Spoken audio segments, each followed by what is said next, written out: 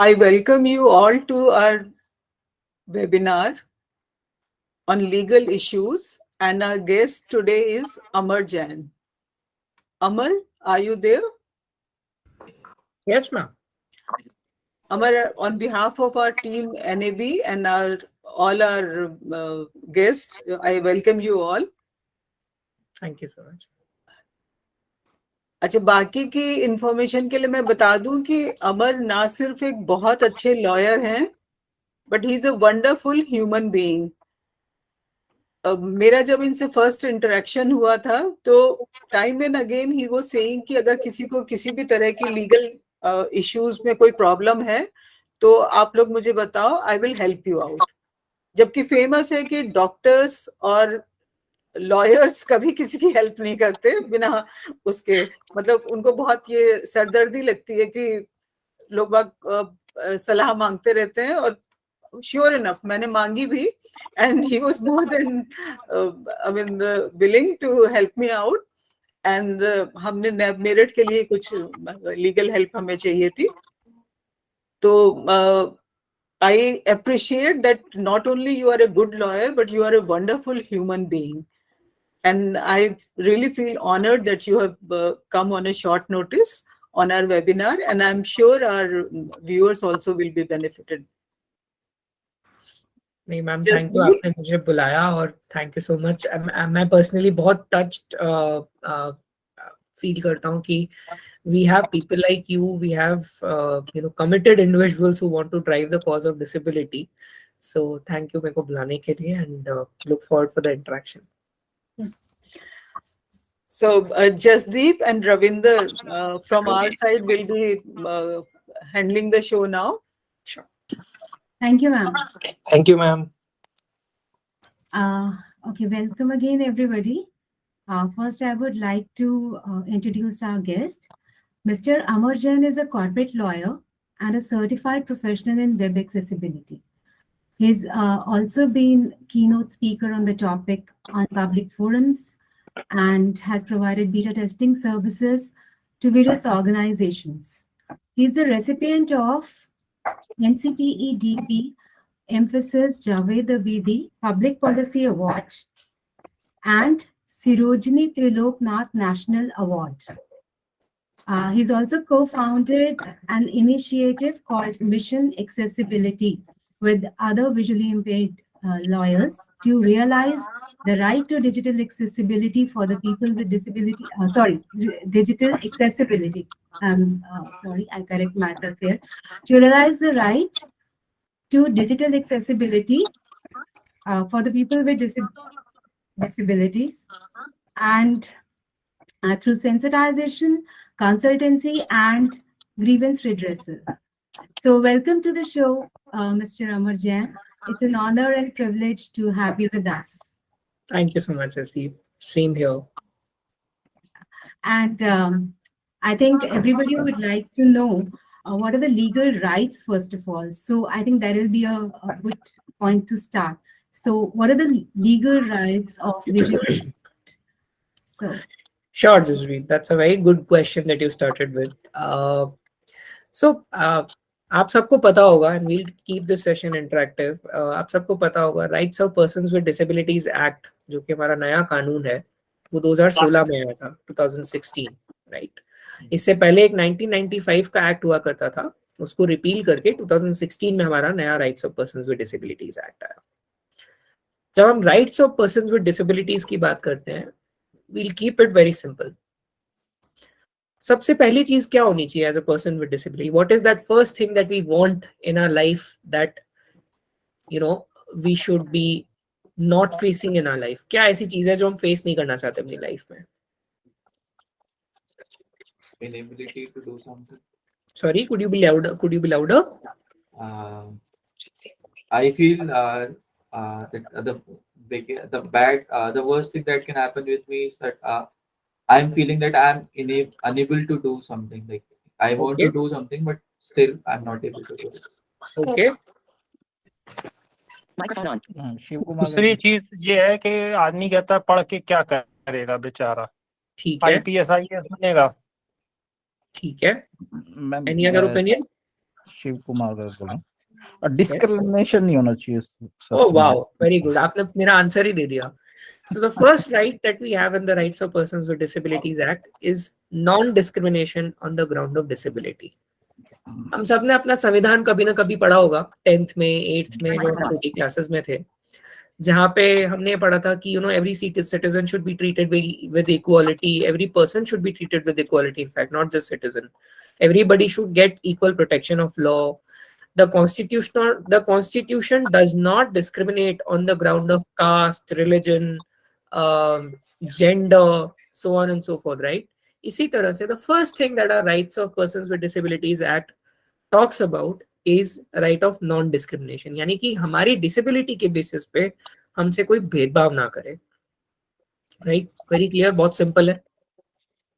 इसके बाद second चीज जो हम बात करते हैं कि हम सबको लाइफ में कुछ राइट्स होते हैं, जैसे कि right of managing your own financial affairs independently, यानी कि आप क्या प्रॉपर्टी खरीदना चाहते हैं, क्या अपने पैसे को कहाँ इन्वेस्ट करना चाहते हैं, अपनी सैलरी को कहाँ इन्वेस्ट करना चाहते हैं, या क्या आप जो रुपया आपके पास है उसके साथ आप क्या करना चाहते हैं, या मान लीजिए आप बैंक लोन लेना चाहते हैं या मॉर्गेज लेना चाहते हैं या कोई फाइनेंशियल ट्रांजैक्शन करना चाहते हैं, तो उसकी इंडिपेंडेंस हमारे पास होनी चाहिए। That right we should have. So वो लॉ भी हमें वो भी राइट देता है। फिर तीसरा राइट आता है कि हमारे पास राइट ये भी होना चाहिए कि हमारी लीगल कैपेसिटी, यानी कि कोई हमें ये नहीं बोले कि आप लीगली ये काम करने के लिए वैलिड नहीं है। लीगल कैपेसिटी के लिए हम क्या चीज देखते हैं, हम ये देखते हैं कि एक तो आप इस तरह आपका माइंड ऐसा होना चाहिए जिसे हम कहते हैं फ्री विल, फ्री कंसेंट, यानी कि कोई चीज अगर आप कर रहे हैं या बोल रहे हैं या किसी चीज के लिए अपना कंसेंट दे रहे हैं, तो आपका माइंड किसी और फैक्टर्स के दबाव में आके वो चीज ना करे, यानी कि कोई और आपको इन्फ्लुएंस कर दे, कोई ब्लैकमेल कर दे जिसके दबाव में आप आके ऐसा कुछ बोले। तो उस चीज के लिए, लीगल कैपेसिटी के लिए एक चीज वो जरूरी है। दूसरी ये जरूरी है कि आप एक एज ऑफ मेजोरिटी, यानी कि 18 साल से ऊपर के हों ताकि आप कॉन्ट्रैक्ट करने के लिए कॉम्पिटेंट हो। तो लॉ ये भी कहता है कि rights of persons with disabilities have same legal capacity like others, there is no denial, मतलब there is no differentiation in terms of legal capacity for persons with disabilities. Similarly, हमारा witness जो हम अगर एज अ विटनेस हम कहीं पे जाते हैं या हमारी कोई बात की अगर कोई एविडेंस लेता है, तो उसमें भी हमें सेम ट्रीटमेंट मिलना चाहिए। उसके बाद हम बोलते हैं कि अब हम जब बड़े हो रहे हैं, 18 साल से ऊपर होता है, तो हमें मताधिकार जिसे हम कहते हैं, right to vote, that also we should have, right? तो ये भी आपको लॉ कहता है कि you equally as a person with disability have a right to vote, and Election Commission of India and other state commissions are under an obligation to make polling booths accessible. ठीक है। इसके बाद हम बात करते हैं, हमने अभी तक ये देख लिया कि ठीक है, हमारे पास राइट टू वोट होना चाहिए, राइट टू नॉन डिस्क्रिमिनेशन होना चाहिए, सब कुछ होना चाहिए। Other rights which are very important, which are linked with this, कि right to have a family. हम सब किसके लिए अल्टीमेटली सब कुछ करते हैं? क्योंकि हम अपनी एक फैमिली अच्छे से रन करना चाहते हैं, हम अच्छे से अपनी एक परिवार को अच्छी जिंदगी देना चाहते हैं, हम अपना खुद का परिवार बनाना चाहते हैं। So law also gives you right to family, right? So these are some of the rights that we have. Jasdeep, Navin, over to you. Okay, the microphone is on. Okay, yeah. Yeah, very nice. And could you just elaborate a little more, maybe in the context of maybe education and maybe medical facilities, Sure. and even the financial services or the banking, because these are the key areas that we all deal with every day. Sure. So what Jasdeep broadly touched upon, right of education, right of financial services being made available to us, right of medical facilities being made available. Basically what she's talking about is accessibility, right? Now accessibility in the law, अगर हम Rights of Persons with Disabilities Act की बात करें, it's an obligation not on us, on the service providers. जो भी India में service provider service provide कर रहा है, चाहे वो पब्लिक हो चाहे वो प्राइवेट हो, ये उसका ऑब्लिगेशन है कि गवर्नमेंट जो जो एक्सेसिबिलिटी स्टैंडर्ड्स नोटिफाई करती हैं वो आपको कंप्लाई करना पड़ेगा, right? As much as it is our right to be treated with equality, it is our right to be treated with non-discrimination, it is our right to be treated at par with others when it comes to financial affairs. It's equally important for a person with disability कि अगर आपके पास अगर चीजों को लेके accessibility नहीं होगी, तो आप यूज ही नहीं कर पाएंगे चीजें, राइट। हमारे लॉ में एजुकेशनल इंस्टीट्यूशंस के ऊपर ऑब्लिगेशन, कुछ स्पेसिफिक ऑब्लिगेशंस हैं, जिसमें से एक तो ये है कि मतलब आपका 8th तक जो है वो आपका एजुकेशन फ्री होना चाहिए, राइट। उसके अलावा हायर एजुकेशन इंस्टीट्यूशंस में रिजर्वेशन के का भी प्रावधान है, और सारी सर्विसेज, एक डेफिनेशन है लॉ में, पब्लिक फैसिलिटीज एंड सर्विसेज, जिसमें एजुकेशन भी इंक्लूडेड है, जिसमें फाइनेंस भी इंक्लूडेड है, जिसमें मेडिकल भी इंक्लूडेड है, जिसमें इंश्योरेंस भी इंक्लूडेड है, जिसमें recreational activities, cultural activities, shopping activities, travelling activities, सब कुछ इंक्लूडेड है. All of those public facilities and services have to comply with obligations around accessibility. अभी तक गवर्नमेंट ने 3 चीजों में एक्सेसिबिलिटी के स्टैंडर्ड्स नोटिफाई करे हैं. एक तो आईसीटी, जिसे हम इंफॉर्मेशन कम्युनिकेशन टेक्नोलॉजी बोलते हैं, फिर चाहे वो आपकी वेबसाइट्स हो, चाहे वो आपकी एप्स हो, चाहे वो ICT based products and services हो, फिर चाहे वो मेरी वॉशिंग मशीन हो, चाहे वो माइक्रोवेव ओवन हो. They have to ensure compliance with accessibility standard, number 1. Second is transport. तो ट्रांसपोर्ट में क्या इशू आता है कि आपका जो पब्लिक ट्रांसपोर्ट है, फिर चाहे वो बसेस हो, चाहे वो रेलवेज हो, चाहे वो एयरवेज हो, चाहे वो वाटरवेज हो, वो सब भी एक्सेसिबल होना चाहिए, right. Third thing that comes is आपका फिजिकल एक्सेसिबिलिटी, यानी कि आपकी बिल्डिंग, आपका ऑफिस, आपका घर, वो सब भी एक्सेसिबिलिटी कंप्लायंट होने चाहिए. तो इन 3 चीजों के लिए गवर्नमेंट ने अभी तक नोटिफाई करे हैं स्टैंडर्ड, और बाकी चीजों के लिए मिनिस्ट्रीज अभी इस प्रोसेस में है कि डिफरेंट मिनिस्ट्री अपने अपने सेक्टर स्पेसिफिक ड्राफ्ट स्टैंडर्ड्स निकाल रही है, और होपफुली हम लोग ये देखेंगे कि आने वाले टाइम में वो भी जल्दी नोटिफाई हो जाएंगे. Control D. Okay. There's one question that bothers me a lot. बहुत सारे स्टूडेंट्स आके मुझे ये बोलते हैं कि मैम हमें तो साइंस नहीं लेने दिया, मैम हमारा जो ब्लाइंड स्कूल है वो तो सिर्फ आर्ट्स लेने देता है. जी. तो how can we go about it? I mean government तो आई डोंट थिंक सो कि वो इस तरह से हमें डिनाई करते हैं. So it's just the schools that are creating problem, on what should a student do in that respect? देखिए ऑनेस्टली ये प्रॉब्लम केवल इस चीज की नहीं है कि ये हमारा राइट है कि नहीं है. यहाँ पे सबसे बड़ी जो प्रॉब्लम है वो ये है कि अगर आप साइंस ले भी लेते हैं तो क्या आपका इंफ्रास्ट्रक्चर इस लायक है कि आप साइंस के प्रैक्टिकल्स परफॉर्म कर पाएंगे. अगर आप सपोज फिजिक्स, केमिस्ट्री, मैथमेटिक्स ले लेते हैं तो क्या आप इस सिचुएशन में हैं कि आप लैब में प्रैक्टिकल चीजें कर पाएंगे. तो आई थिंक हमें 2 चीजों पे काम करने की जरूरत है.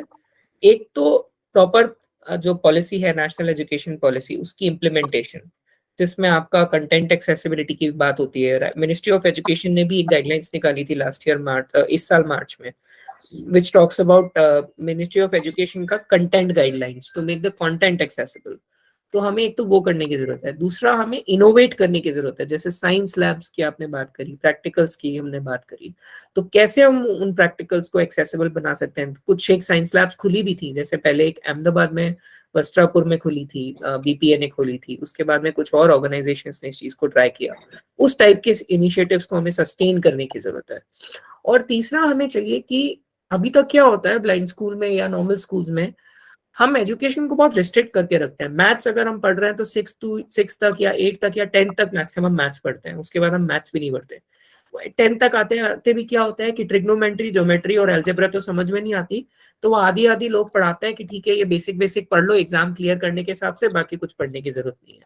तो हमें अपने टीचिंग स्टैंडर्ड्स को बेटर करने की जरूरत है, I think. Control D. The microphone is.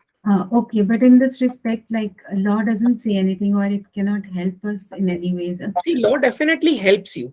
Law helps you in the sense, for example, अगर आज मैं चाहूँ कि मुझे IIT में जाना है, अगर मुझे IIT में दिल्ली में एडमिशन लेना है, तो मुझे IIT दिल्ली रिफ्यूज नहीं कर सकता इस ग्राउंड पे कि आपको डिसेबिलिटी है and we do not have sufficient infrastructure to take you in. So long as I clear their tests, so long as I clear their other parameters, I am very much entitled to be admitted. Similarly, as I said, जैसे कि accessibility का obligation है, I can even ask them to provide me things in accessible format. But ground reality आज की तारीख में ये है कि accessible चीजें अभी भी है नहीं. उन सब के लिए हमें खड़ा होने की जरूरत है. As institutes, we all need to come together कि हम उस टाइप का infrastructure create कर पाए ताकि और बच्चे उन चीजों में participate कर पाए. Control D. Okay, that's a great insight. And okay, and the second thing, with respect to, if I talk about currency, because I read in your profile that you are working on making currency accessible to visually impaired. So ji. are you talking about braille impressions on that, or No. what kind of suggestions are there? नहीं, पहले के notes में और अभी के notes में सबसे बड़ा फर्क ये है कि पहले के नोट्स में 10 मिलीमीटर का डिफरेंस रहा करता था मिनिमम। अगर आप पुराने नोटों को अगर आप नाप के देखेंगे लेंथ और विड्थ में, और अभी के नोटों में वो डिफरेंस रिड्यूस करके केवल 4 mm का रह गया है। और प्रैक्टिकली हम सबको पता है कि इस टाइप की प्रॉब्लम को सॉल्व करने के लिए एक मोबाइल ऐप एक अच्छा सोल्यूशन नहीं है, क्योंकि आप मोबाइल से और मेन रोड पे खड़े होके ये नहीं देख सकते कि ये नोट कितने का है और मैं टैक्सी वाले को दूं या ना दूं, तब तक पीछे ट्रैफिक में लोग हॉर्न बजा बजा के आपको परेशान कर देंगे, राइट। तो हम क्या कर रहे हैं, हम कोर्ट के पास गए ये बोल के कि एक तो करेंसी भी एक्सेसिबल नहीं है आज की तारीख में, दूसरा प्रॉब्लम ये है कि जो डिजिटल एप्स हैं, चाहे वो वेबसाइट्स, इंटरनेट बैंकिंग वेबसाइट्स हो, चाहे वो मोबाइल एप्स हो, वो भी एक्सेसिबल नहीं है। जब दोनों ही एक्सेसिबल नहीं है तो आप पर्सन्स विद डिसेबिलिटीज को फाइनेंशियल सिस्टम से एक तरीके से एक्सक्लूड कर रहे हैं कंप्लीटली, राइट। तो आप उन चीजों पे स्टैंडर्ड्स ले डाउन करिए, उन चीजों पे काम करिए, जो स्टैंडर्ड्स हैं उनको इम्प्लीमेंट करिए। फॉर एग्जाम्पल डिजिटल के लिए स्टैंडर्ड्स हैं, लेकिन हमें पता है कि आज की तारीख में हार्डली 1 या 2 बैंक्स को छोड़ दें तो कोई भी बैंक ऐसा नहीं है जिसका सारे एप्स और वेबसाइट्स कंप्लायंट है स्टैंडर्ड से, राइट, क्योंकि अभी तक वो इम्प्लीमेंटेशन नहीं हुआ है। तो हम वो काम करवाने की कोशिश कर रहे हैं। Control V. I agree with you on that, because I'm using ICICI's portals and Kotak's portal. तो Correct. दोनों में अपने कहीं कहीं पे अच्छा है और कहीं कहीं पे बहुत कमियां हैं. बिल्कुल So that is something that we face every day. बिल्कुल। Okay. Yeah, and are there any special benefits in terms of loans? Because loan भी देना कोई नहीं चाहता visually impaired को, या इस तरह की मतलब जो बैंकिंग सर्विसेज जो एक एक्चुअली होता क्या है, मैं इसको एक ब्रॉडर कॉन्टेक्स्ट में लेना चाहूंगा जसदीप जी आपके इस क्वेश्चन को। होता क्या है हमारे साथ, हम एक आम इंसान की तरह अगर हम बात करें, सपोज आप बैंक जाएंगे, आपने कहा बैंक लोन नहीं देता, आप बैंक गए, आपने कहा मुझे एक पर्सनल लोन चाहिए, मेरे को रिक्वायरमेंट है 5 लाख की, ठीक है। उन्होंने बोला आपका सारा इनकम डॉक्यूमेंट्स दे दो, आपका सब दे दो, आपने दे दिया, आप एलिजिबल हो, ठीक है। अब नॉर्मल केस में तो ये होता है कि आप डॉक्यूमेंट दे देते हो, आपने आप एलिजिबिलिटी सेटिस्फाई कर दी, आपको लोन मिल जाता है। पर्सन विद डिसेबिलिटी के केस में वो क्या बोलते हैं, नहीं नहीं आपको तो लोन नहीं मिल सकता क्योंकि आपको डिसेबिलिटी है, या वो आपको बोलेंगे कि हम आपको तो नहीं दे सकते पर आप कोई अपना भाई, बंधु, मम्मी, फ्रेंड किसी के नाम पे ले लीजिए, उसको मेन एप्लीकेंट बना लीजिए, आप को एप्लीकेंट बन दीजिए, या फिर वो आपको आउटराइटली बोल देंगे कि नहीं आपके नाम पे नहीं मिल सकता, राइट। अब होता क्या, हम क्या करते हैं एज नॉर्मल यूजर, हम ये करेंगे कि बैंक अगर हमें स्टाफ डिनाई कर रहा है तो हम किसको जानते हैं बैंक में हाईएस्ट लेवल पे, हम कहाँ जाएंगे अगर हमारी ब्रांच ने डिनाई कर रहा है, branch manager, correct, branch manager के पास जाओगे आप। अगर ब्रांच मैनेजर ने मना कर दिया तो आप क्या करोगे, यार मैं तो बैंक गया था, बैंक वाले को मैंने बोला लोन दे दे, मैंने सबको समझाया कि आरबीआई की गाइडलाइंस भी हैं, ये है वो है, पर वो तो माने ही नहीं, मैं तो घर आ गया, अब क्या करूं, हम वही छोड़ देते हैं, राइट। राइट, बट हम सबको पता है, इट्स अ कॉमन नॉलेज कि बैंक में केवल branch manager is not the senior most authority, right. ठीक है, उस ब्रांच को लेकर ही may be the senior most, he और she may be the senior most authority, but क्या वो पूरा बैंक चला सकता है,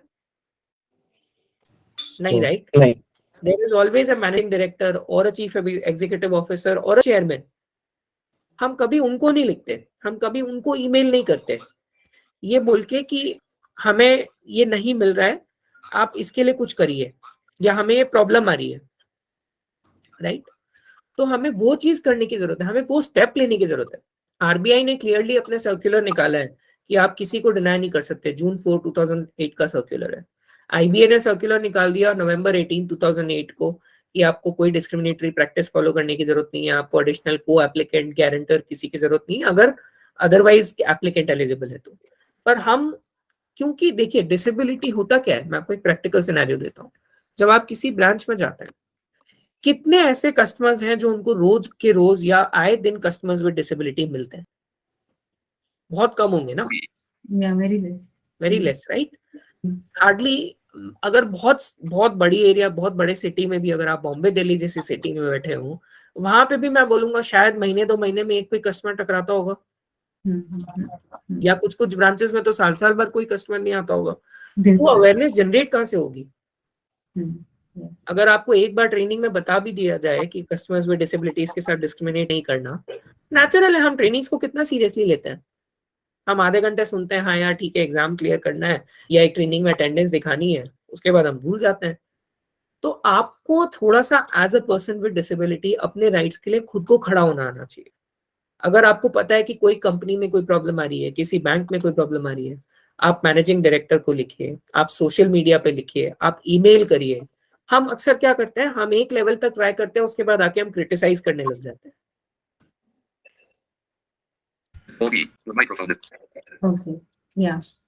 So and similar for insurance, because insurance का I would मतलब ये एक personal experience भी है. My brother ji. tried a lot, but जो normal जो insurance companies है वो directly refuse करती है.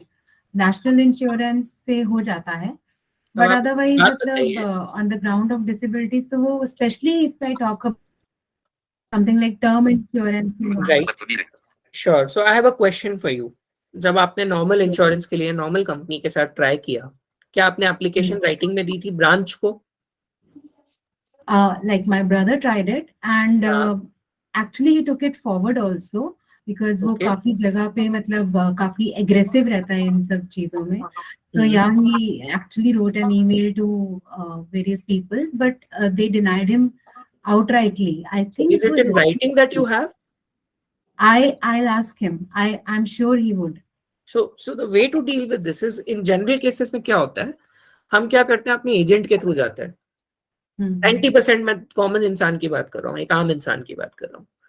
हमारा एजेंट होता है कोई ना कोई जान पहचान का, या किसी का कोई भाई बंधु मामा। LIC जनरली बेचते हुए कोई ना कोई रिश्तेदार में मिल ही जाता है, जिनको आपको ऑब्लाइज भी करना पड़ता है कई बार। आपको लेना हो नहीं लेना हो, लेकिन आपका रिलेशन है तो कई बार वो बोल देते हैं LIC ले लो। या कई बार हम एजेंट के थ्रू जाते हैं, वो बोलता है ये पॉलिसी ले लो बहुत अच्छी है। जब वो एजेंट जाता है, कंपनी बोल देती है यार इनका एप्लीकेशन मत लेना, डिसेबिलिटी ग्राउंड पे दिक्कत आएगी। एजेंट मना कर देता है आपको नहीं मिलेगा। हमें करना क्या चाहिए ऐसे टाइम पे? ब्रांच में सीधा सीधा अप्लाई करो, ऑन पेपर अप्लाई करो, ऑनलाइन अप्लाई करो, चाहे फिजिकली अप्लाई करो। ब्रांच को बोल, और डिसेबिलिटी सर्टिफिकेट अटैच करिए साथ में, डिसेबिलिटी डिस्क्लोज करिए प्री एग्जिस्टिंग डिजीजेस वाले कॉलम में, डिस्क्लोज करके आप अटैच करके सबमिट करिए। जब आप सबमिट कर देंगे, उसके बाद में let them come back in writing that we can not provide you insurance because of your disability. ठीक है, उसके बाद आप उनको भेजिए legal provisions. Section 3 clearly says of the rights of persons with disabilities act कि discriminating on the ground of disabilities is a violation of the act. Maximum penalties up to 5 lakhs. आप सिर्फ इतना लिख के भेज दीजिए। I'm sure you will have a positive response. Which section is this? Section 3 of Rights of Persons with Disabilities Act. Okay. Okay. I'll discuss it with him. I think उन्होंने थोड़ा गोलमोल बात करके उसको कुछ डिनाई तो किया होता था। यही है, गोलमोल ही होता है वो। अपफ्रंट तो कोई बोल नहीं सकता ना। Yeah. वो ये बोलेंगे we have assessed your policy proposal, we have looked at the medical documents that you have submitted, basis the documents and basis our review of the proposal, we express our inability to extend the insurance policy to you. ये इनकी standard language होती है। But Yeah. we need to figure out, we need to read between the lines. Yeah. Thanks for that, Amar. I'm going to speak to my brother regarding this. Sure. And Notification from work Ravinder, sir, would you like to ask some questions? Yes, ma'am. Sure. Hi, Amar sir. Hi, sir. Sir जैसे जसप्रीत हमने maximum queries को तो put up कर ही लिया है। मैं जानना चाहूंगा सर सपोर्ट सर्विसेज को लेके। जी। जैसे VIs के लिए हर जगह पर एक ना एक चैलेंज सामने खड़ा हुआ होता है। तो मैं चाहता हूं अगर आप बता सके हमें सपोर्ट सर्विसेज के अंदर क्या हमारे लिए लॉ एंड ऑर्डर है और किस तरह की फैसिलिटीज अवेलेबल हैं। लाइक जैसे किसी VI पर्सन को ट्रेन में बोर्ड करना है, राइट, स्टेशन पे पहुंचने के बाद ये सबसे बड़ा चैलेंज है। अगर वो अकेला है तो वो किसी भी तरह से ठीक ठाक हालत में ट्रेन तक नहीं पहुंच सकता। दूसरा, किसी भी हॉस्पिटल के अंदर अगर उसे ट्रीटमेंट चाहिए तो बीमार होने से और ज्यादा बीमार वो तभी हो जाता है जब वो हॉस्पिटल पहुंचता है, क्योंकि वहां कोई सर्विसेज उसे नहीं मिलती, specially in government hospital. Right. और यही चीज मार्केट्स में है, यही चीजें बहुत सारे कॉलेजेस के अंदर है। तो ये सपोर्ट सर्विसेज के अंदर हम क्या कर सकते हैं? देखिए, कुछ एरियाज जो हैं जैसे कि रेलवे स्टेशन वगैरह हैं, उनकी तो सेक्टोरल गाइडलाइंस बन रही हैं। जब वो बन जाएंगी तो हम एक्सपेक्ट कर सकते हैं कि रेलवे स्टेशन पे आपको वो असिस्टेंस मिलने लगे। ठीक है, ओके। कुछ जगह स्टेशंस पे फॉर एग्जांपल बैटरी ऑपरेटेड गाड़ियां चलने लग गई हैं। जैसे कि आप 139 पे अगर आप कॉल करके अपना पीएनआर नंबर बता के अगर आप उनको बोल दें कि मुझे बैटरी ऑपरेटेड व्हीकल चाहिए, तो आपकी बुकिंग एडवांस में ले लेते हैं, ठीक है ना। और आप स्टेशन अगर पहुंच जाए, और कई बार क्या होता है कुछ जगह हमें थोड़ा स्मार्टली प्ले करना पड़ता है। अब जैसे मैं आपको बताता हूँ मैंने मेरे दादा का टिकट बुक कराया था, उनको बॉम्बे से कोटा जाना था, तो पापा और दादा साथ में थे। मेरे दादा उस टाइम व्हील चेयर पे थे, तो मैंने टिकट बुक करा के मैंने स्टेशन मास्टर को फोन करा कि मेरे को व्हील चेयर चाहिए। बॉम्बे की बात बता रहा हूँ मैं आपको, नहीं सॉरी कोटा की बात बता रहा हूँ मैं आपको, कि ट्रेन आएगी यहाँ पे, ट्रेन में उतारनी चेयर चाहिए कि, ठीक है ना। और सॉरी एक सेकंड दीजिएगा प्लीज। श्योर, नहीं प्लीज। तो अब क्या होता है, अब मैंने स्टेशन मास्टर को बोला, तो उन्होंने बोला हमारे पास व्हील चेयर फैसिलिटी है ही नहीं। स्टैंडर्ड रिस्पॉन्स, फोन रख दिया। अब मेरे को पता था ये ट्रू नहीं है, मैंने सीधा ट्वीट कर दिया रेलवे मिनिस्ट्री के ट्विटर अकाउंट पे। आप बिलीव करेंगे वो ट्रेन जब अब मैंने ट्वीट करा, उसके बाद में नेक्स्ट डे आप बिलीव करेंगे स्टेशन मास्टर के ऑफिस से पर्टिकुलर बंदा व्हीलचेयर लेकर के दादा के लिए खड़ा था, और उन्होंने पूरा उनका अरेंजमेंट, मतलब उनको पूरा ड्रॉप करना, फिर उसके बाद में अपॉलॉजी, ये वो सब कुछ हुआ। कुछ जगह हमें थोड़ा स्मार्ट प्ले करना। अब हम बाकी की बात करते हैं, जैसे हॉस्पिटल्स की बात करते हैं। हॉस्पिटल्स में यूजुअली अगर आप गवर्नमेंट हॉस्पिटल में अगर आप जा रहे हैं, तो जो इनिशियल काउंटर होता है ओपीडी में, या जैसे अगर आप एडमिट, अगर आपको होना पड़े, भगवान ना करे कभी किसी को अगर एडमिट होना पड़ता है, तो जो इनिशियल जो आपका इंक्वायरी काउंटर होता है, वहां पे देखिए अभी एज सच कोई गाइडलाइंस नहीं है कि हेल्थ मिनिस्ट्री की तरफ से कि आपको हॉस्पिटल में असिस्टेंस देना है, पर वहां पे कुछ जगह आपको प्यार से बोल के काम करना पड़ता है। वो उसका अभी फिलहाल कोई ऐसा सोल्यूशन फुल प्रूफ नहीं है। फिर वही है, अगर बहुत ज्यादा प्रॉब्लम आ रही है तो फिर आप ट्वीट कर दीजिए हेल्थ मिनिस्ट्री को या उस टाइप जहाँ पे, क्योंकि ये लोग काफी एक्टिव है सोशल मीडिया पे, स्पेशली ये गवर्नमेंट, तो आप डेफिनेटली वो यूटिलाइज कर सकते हैं। थर्ड थिंग जो आपने बोली हाइपर मार्केट्स की, अब हाइपर मार्केट्स में मेरे पास बहुत सिंपल सोल्यूशन है जो मैं हमेशा करता हूँ। मैं सीधा उनका मे आई हेल्प यू काउंटर जो होता है, या जो हेल्प डेस्क काउंटर होता है, मैं सीधा वहां जाता हूँ। मैं पहले कैब से, उबर से उतरता हूँ, या जिससे भी मैं जा रहा हूँ, सिक्योरिटी गार्ड से सबसे पहले आप बाहर टकराते हो, सिक्योरिटी गार्ड को बोलो भैया मेरे को अंदर जाना है, थोड़ी सी हेल्प कर दो आप। तो वो बोलेगा आपको कौन, कैसे लेके जाऊंगा, मैं यहाँ पे अकेला ड्यूटी कर रहा हूँ, ये कर रहा हूँ। आप बोलो अंदर से सुपरवाइजर को बुला दो आप, ठीक है। आप अंदर जाएंगे, आपको बोल देगा कहाँ जाना है, आप बोल दो हेल्प डेस्क काउंटर पे छोड़ दो मेरे को। हेल्प डेस्क काउंटर पे जाके आपको जिस स्टोर पे जाना है वहां पे आप चले जाओ। अब प्रॉब्लम क्या आती है, मान लो आपको ज्यादा स्टोर्स पे जाना है, 5-10 स्टोर्स पे जाना है, अब ऑब्वियसली वो हेल्प डेस्क वाला बंदा आपके साथ इतने टाइम तक, अभी तक वो प्रोविजंस नहीं है कि 10 स्टोर के लिए खड़ा रहेगा। आप वहां पे जिस स्टोर पे जा रहे हैं, फर्स्ट स्टोर पे, आप वहां के स्टाफ को बोल दीजिए आपको दूसरे स्टोर पे ड्रॉप कर देगा। इस तरीके से थोड़ा सा मैनेजमेंट करना पड़ता है फिलहाल। यस, तो इसके अंदर जैसा आप बता रहे हैं, ये तो हमारी खुद की स्मार्टनेस पे डिपेंड करेगा जी। मगर अभी अगर गवर्नमेंट की तरफ से देखें तो इसमें हमारे लिए कोई भी हेल्पफुल आंसर नहीं है। देखिए हेल्पफुल आंसर अगर मैं आपको एज अ लीगल आंसर बताऊं मैं आपको, तो अभी भी प्रोविजंस हैं एक्सेसिबिलिटी को लेके, right. You can say that you are a person with disability and you need facilities and services in an accessible manner. But problem क्या है practically कि malls और shopping complexes के लिए अभी भी कोई ऐसा accessibility guidelines निकाली नहीं गई है। ओके सर, दूसरी चीज, जैसा कि अभी आपने स्टार्टिंग में कहा कि बैंकिंग सर्विसेज के अंदर लोन या ऐसी कोई भी फैसिलिटी हमें लेनी है, जी। वो सब कुछ देखिए डिपेंड करता है एक लाइफ रूटीन सेट होने के बाद जी। और लाइफ को सेट करने के लिए वीआई की सबसे बड़ी रिक्वायरमेंट होती है एक अच्छी जॉब। बिल्कुल।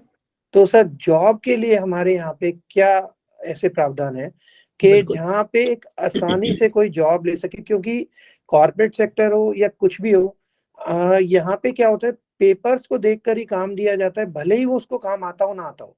बिल्कुल ठीक बात है। काबिलियत को देखकर कोई काम नहीं मिलता। बिल्कुल ठीक। और इतना ज्यादा कंपटीशन है, अगर जॉब के लिए कोई 10 वैकेंसी आई है तो 10,000 फॉर्म उसके लिए फाइल हो जाते हैं। बिल्कुल। इवन अगर मैं किसी अच्छी जॉब के ऊपर पहले से हूँ सॉरी, और मेरे सामने कोई एक अच्छी जॉब आई, मुझे लगता है कि इसमें मुझे आराम है जी, तो क्या ऐसी कोई टाइम लिमिट, कोई ऐसी बाउंडेशंस हैं कि अगर आप किसी भी एक जॉब को क्वालिफाई कर लेते हो, आप उस जॉब के लिए एलिजिबल हो जाते हो, तो उसके बाद 3 साल 4 साल 5 साल तक आप दूसरा फॉर्म फिल करके किसी और वीआई की सीट को खराब नहीं कर सकते? नहीं, ठीक है। जहां तक अप्लाई करने की बात है, तो कोई लॉ ये प्रोवाइड नहीं करता कि आप कब अप्लाई कर सकते हो, कब अप्लाई नहीं कर सकते। इन प्रैक्टिस क्या हो रहा है आजकल जॉब मार्केट में कि जिन कंपनीज को या गवर्नमेंट डिपार्टमेंट्स को आप ज्वाइन करते हैं, वो लोग आपसे एक बॉन्ड साइन कराते हैं कि अगर आप 2 साल से पहले हमारी जॉब को छोड़ के गए, अगर आप 3 साल से पहले हमारी जॉब को छोड़ के गए, तो आपको ₹1,00,000 या 2 लाख रुपए आपको हमें देना पड़ेगा। हाँ जी। तो एक तो वो कंपल्शन होता है। दूसरा, लॉ क्या प्रोवाइड करता है डिसेबिलिटी पर्सपेक्टिव से। लॉ आपको कुछ चीजें प्रोवाइड करता है।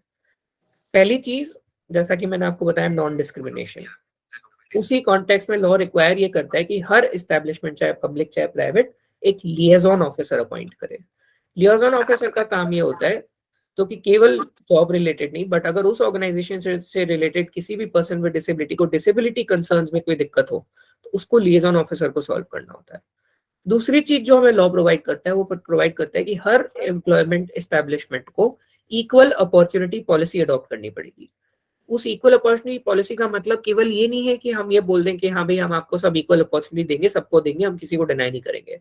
उसमें आपको ये भी बताना है कि हम क्या फैसिलिटीज एंड सर्विसेज प्रोवाइड कर सकते हैं to our persons with disabilities. उसमें आपको लिएजॉन ऑफिसर की भी डिटेल देनी है।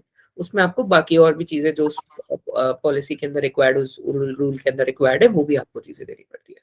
तीसरी चीज है ये है कि there is a provision in the law section 3 में ही कि providing of reasonable accommodation. Reasonable accommodation क्या होती है? मान लीजिए मैं ब्लाइंड हूँ, तो मुझे एक स्क्रीन रीडिंग सॉफ्टवेयर चाहिएगा अपना काम करने के लिए, या अगर मैं ब्रेल में अच्छा हूँ तो मुझे ब्रेल रिफ्रेशेबल डिस्प्ले चाहिए। तो every employer is obligated to provide you reasonable accommodation, and the cost of which can not be asked to be borne by the employ, it has to be borne by the employer. ये law में clear करते हैं provision है। ये तो private और government sector की mixed बात। अब गवर्नमेंट सेक्टर की अगर हम बात करें तो कुछ सर्कुलर्स हैं, जैसे 2014 में एक सर्कुलर आया था सेंट्रल गवर्नमेंट का डीओपीटी की तरफ से कि 3% of your budget of budgetary resources आपको यूटिलाइज करने होंगे पर्सन्स विद डिसेबिलिटीज को लेकर, उनकी फैसिलिटीज को लेकर।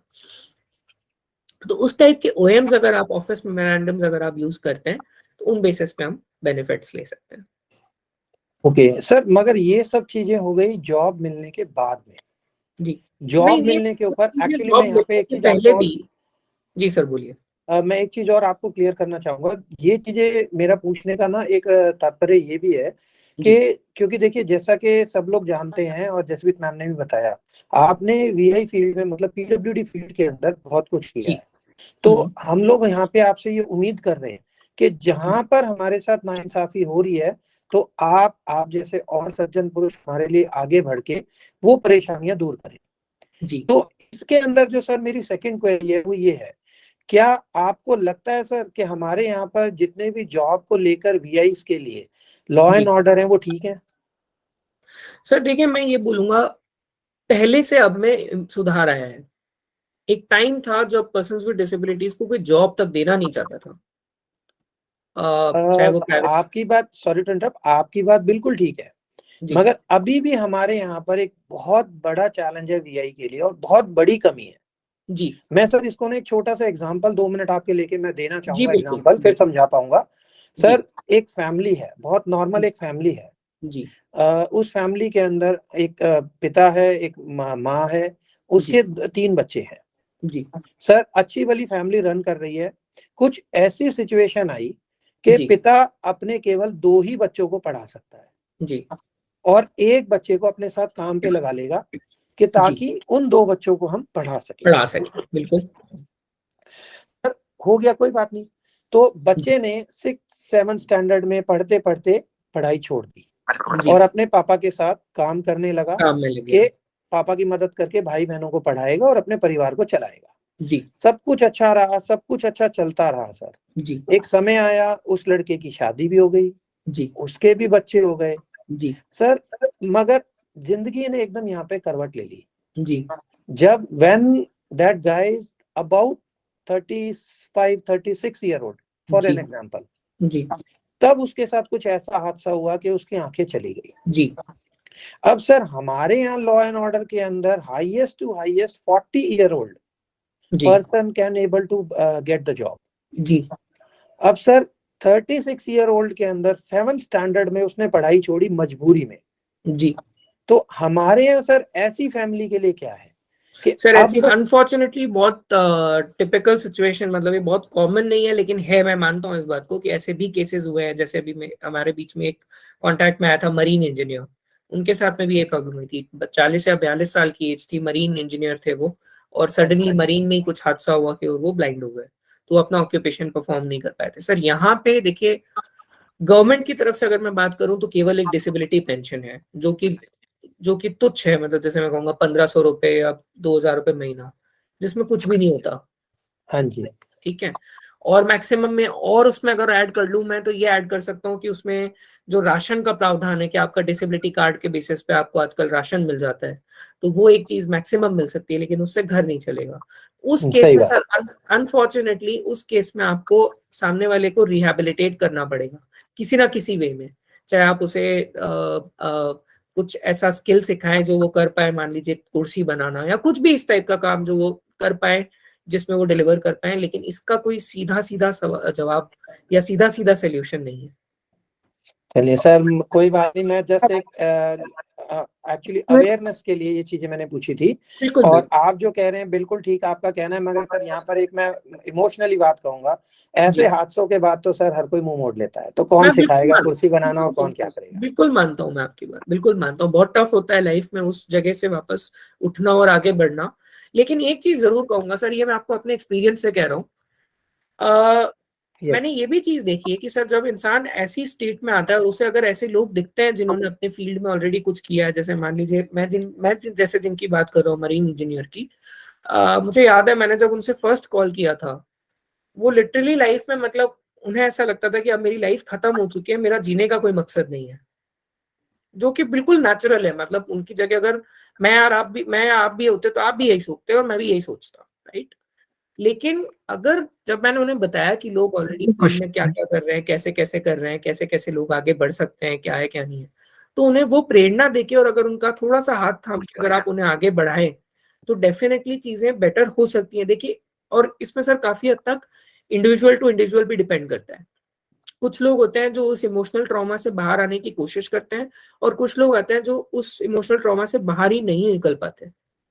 तो डेफिनेटली इसका कोई सीधा साधा जवाब नहीं दे सकते, लेकिन ये है कि कोशिश जरूर की जा सकती है कि उन्हें इस चीजों से बाहर लाके आगे रिहैबिलिटेट किया जाए।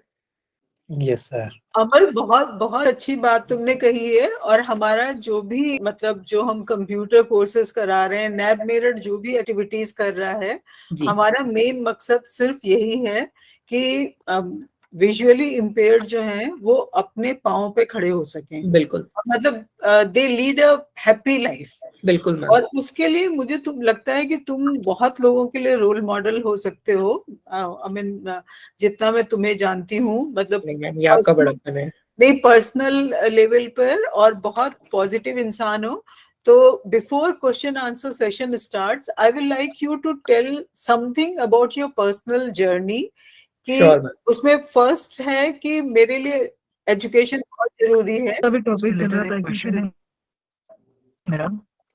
आप बालेश्वर एक सेकंड, मुझे अपना क्वेश्चन कंप्लीट करना है, फिर आपका नंबर आ जाएगा।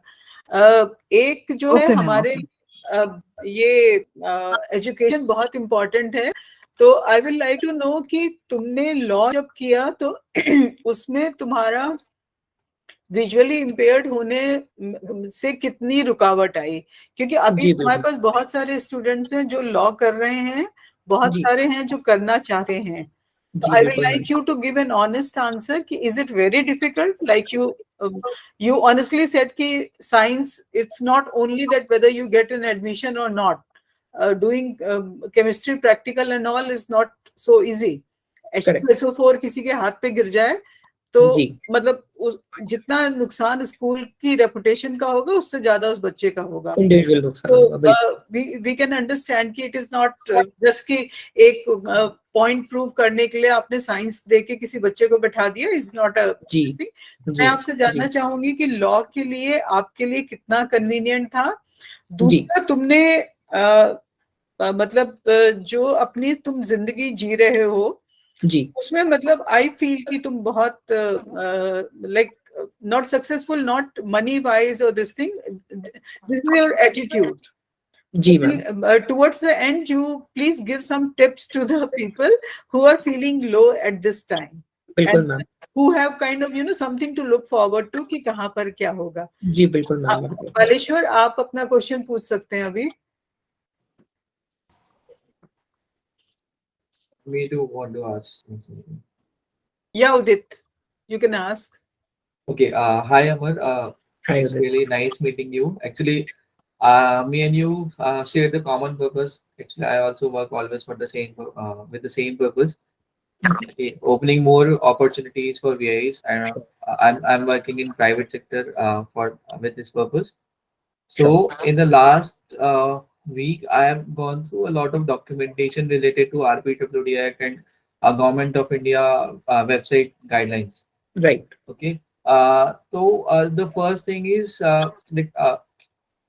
this under this RPWD Act, they mentioned that clearly that right to access the digital information, whether it is media or anything for that matter. So it should be there, like it should be accessible. Right. Okay, but it does not define this thing in that brief. Okay, Okay. and second thing, then like I read the Government of India guidelines, website accessibility Sure. guidelines. Sure. Okay, so they have a complete manual released by the Secretariat. Right. Okay. But the first thing that I noticed is the PDF itself not accessible. Okay. So if somebody is talking about accessibility, forming rules and giving guidelines, but he himself is not making that PDF, that user manual, very much accessible. I would say it is accessible, but it is not Sure. smartly done. I would say, Sure. like Sure. it's not semantic. Sure. So, do you feel like if like even these organizations are releasing their manuals in search forms, and the second thing is like they have not mentioned all the things very much clearly. In fact, like under that GIGW, it was mentioned that on 1st of February 2019 onwards. So every government website has to follow all these guidelines within 6 months of the notification. Okay. And if if the government the website has already taken that certification, so after the expiry of that certification, to renew that certificate, they need to follow this. Yeah. Okay. But I don't think that government website is are much accessible, even if we have a lot of guidelines, all the Sure. rules Sure. and regulations in place. Sure. So why it is so that guidelines are there, but the implementation and enforcement is not there? Okay, sure. Good question, Udit. पहले मैं Poonam ma'am के question पे आना चाहूंगा, and then I'll take your question, Udit. Yeah, So, sure.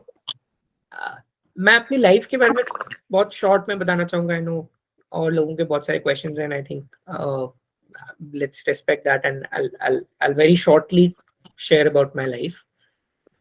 मैं जोधपुर राजस्थान से belong करता हूँ और मैंने 12th तक एक ब्लाइंड स्कूल में स्टडी करा। और ऑनेस्टली राजस्थान में जब मैं बड़ा हो रहा था तो माइंडसेट ये था कि बेचारा अंधा क्या करेगा, that was a typical mindset. और जो लोग थोड़े बहुत अवेयर थे उनको ये लगता था कि हाँ यार इनको दिखता नहीं है तो या तो ये म्यूजिक टीचर बन सकते हैं या ये नॉर्मल टीचर बन सकते हैं।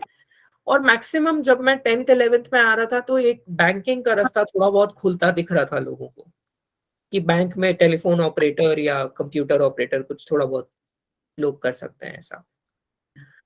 तो मैंने जब डिसाइड किया अपने करियर को चूज करने का, जब मैंने ये फील किया कि मुझे लॉ करना है, मैंने काफी सारे ऑप्शंस देखे and out of which I selected law for various reasons. जब मैंने लॉ सिलेक्ट करा मुझे ये कहा गया कि तुम अपने माँ बाप पे बोझ हो, तुम उनके पुराने कुकर्मों का पाप हो, या उस टाइप की लैंग्वेज यूज की गई। तो वो एक फेज काफी डिफिकल्ट था मेरे लिए, क्योंकि उस टाइम पे आप ना केवल आपके आसपास के इनएक्सेसिबिलिटी बैरियर्स से लड़ रहे थे, आप अपनी एग्जिस्टेंस को लेके लड़ रहे थे। आपको अपनी एग्जिस्टेंस प्रूव करनी थी दुनिया को कि आपका होना कोई वर्थ है। उस टाइम पे मैंने लॉ चूज किया। फिर मैं जब लॉ कॉलेज में एडमिशन चाहता था तो मेरे को एक लॉ कॉलेज ने डिनाई कर दिया ये कह के कि आप पर्सन विद डिसेबिलिटी और हमारे पास आपके लिए कोई फैसिलिटी नहीं है। काफी पॉपुलर लॉ कॉलेज था वो। तो अब मुझे उस टाइम ऑनेस्टली ना इतनी इंग्लिश आती थी, ना मुझे चीफ कमिश्नर के बारे में कुछ पता था, बस कहीं से पढ़ा था इंग्लिश में वेबसाइट पे, मैंने मेल डाल दिया, sir this college is denied me admission saying I am blind and they are not willing to provide me scribe. Literally मेरी ये लैंग्वेज थी। उस बेसिस पे उस लॉ कॉलेज में सारी फैसिलिटीज इंप्लीमेंट हुई, उनको स्ट्रिक्ट डायरेक्शंस दिए गए कि पर्सन्स विद डिसेबिलिटीज को स्क्राइब दिया जाएगा।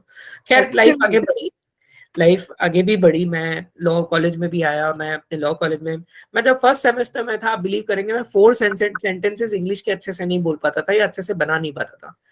ऐसा नहीं था कि मुझे कोई हेजिटेशन था या कुछ था, लेकिन अब राजस्थान में रहे, जोधपुर ब्लाइंड स्कूल में पढ़े हैं, तो एक लिमिटेड कल्चर था। 99% हम या तो हिंदी में बात करते थे या फिर मारवाड़ी में बात करते थे। इंग्लिश का कोई कल्चर था ही नहीं।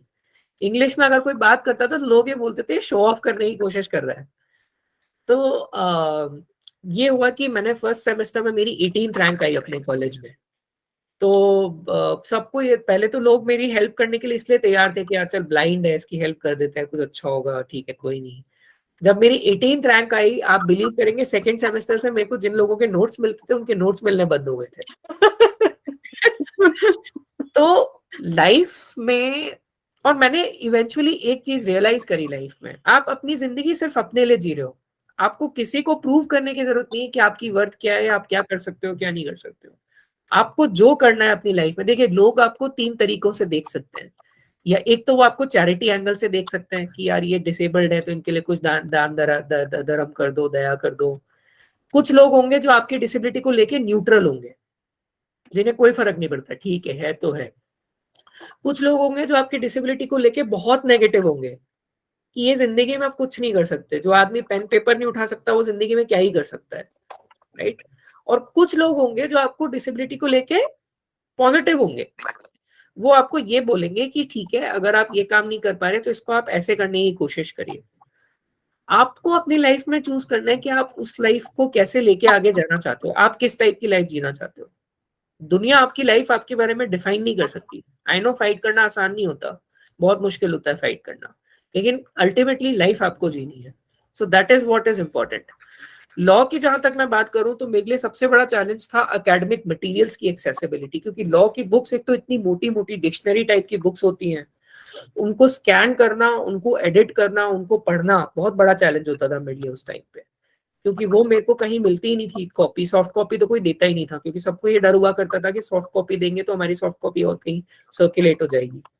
लेकिन मेरे को लेक्चरर्स का बहुत सपोर्ट मिला, लेक्चरर्स ने मुझे बहुत कोऑपरेट किया। मेरी इंग्लिश वाली मैम, अब लॉजिकल रीजनिंग मैंने मेरी जिंदगी में सब्जेक्ट भी नहीं सुना था जब तक मैं कॉलेज में आया था, क्योंकि राजस्थान में Hindi, English, Sanskrit, music, history और पॉलिटिकल साइंस यही सब्जेक्ट सुनने मिलते थे अक्सर।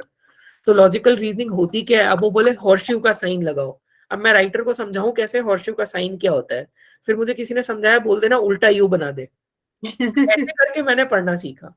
कंप्यूटर मैंने ऐसे ही सीखा, मुझे इंग्लिश उस टाइम नहीं अच्छी आती थी, मैं जॉज में इंग्लिश में हिंदी की चीजें टाइप करने की कोशिश करता था। अब कचोरी लिखोगे आपकी ACHORI रोमन इंग्लिश में, तो वो उस टाइम कच्चा भी नहीं बोल पाता था, वो ककोरी ककोरी बोलता था। हम उसका मजाक उड़ाते थे, देख इसको ये भी बोलना नहीं आता। ऐसे करके उसका एक्सेंट समझने की कोशिश करी, तब जाके जॉज चलाना सीखा, तब जाके कंप्यूटर चलाना सीखा। तो तरीके निकलते हैं, किसी के सीधे सीधे तरीकों से निकलते हैं, किसी के आड़े टेढ़े तरीकों से निकलते हैं, पर अगर आप चाहते हैं तो तरीके निकाले जा सकते हैं। Udit, to answer your question, look Udit, there are loopholes in the law. As I said, there are guidelines, implementation is poor. इस law की सबसे बड़ी कमी है कि इसमें implementation mechanism बहुत weak है। अगर कोई प्रिस्क्राइब की गई है गाइडलाइंस में, पॉलिसी में, तो वो हो रहा है कि नहीं हो रहा है उसको चेक करने के लिए कोई नहीं है।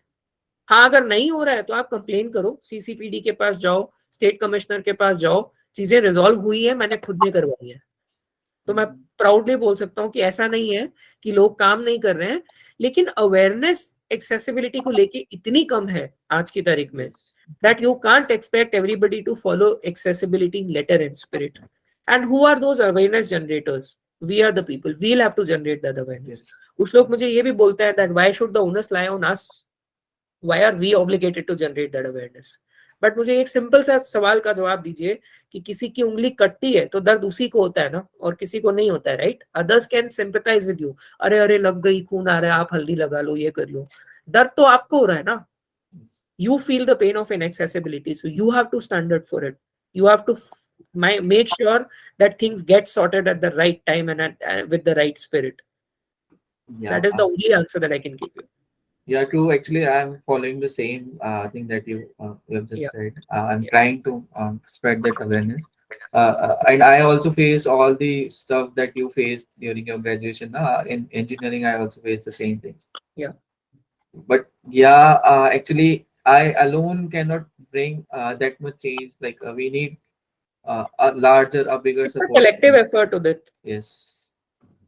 And I'm sure one thing I can tell you, Adut, based on my experience in life, I went to branch manager to open my bank account. I was denied in 2008. मेरा scholarship का check मिला था, and I had no bank account at that point in time. I went to SBI. SBI denied it.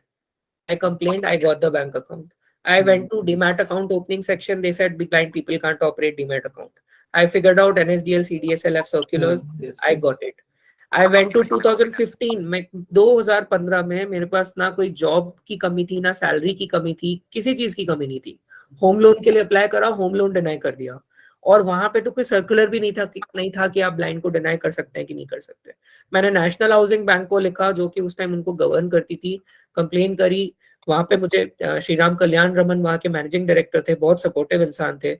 उन्होंने problem को समझा. We got the circular issued.